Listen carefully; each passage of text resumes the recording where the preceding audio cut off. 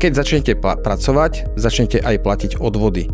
Dneska sú tie odvody na dôchodkové zabezpečenie vo výške 18%. Tento odvod sa ďalej delí do prvého piliera a do druhého piliera.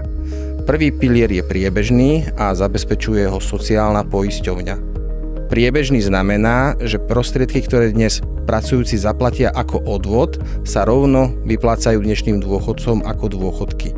Keď sa dnešní pracujúci v budúcnosti dostanú do dôchodkového veku, ich budúci dôchodok z tohto systému budú potom zabezpečovať budúci pracujúci. Preto sa to volá priebežný systém. Druhý pilier je kapitalizačný, to znamená, že každý sporiteľ si na svoj osobný dôchodkový účet každý mesiac odvádza odvody a tie odvody tam zostávajú a zhodnocujú sa. Keď odíde v budúcnosti do dôchodku, jeho dôchodok z druhého piliera je vyplatený z týchto jeho nasporených prostriedkov. Z celkových odvodov 18% sa aktuálne odvádza do prvého piliera 14% a do druhého piliera idú odvody vo výške 4%.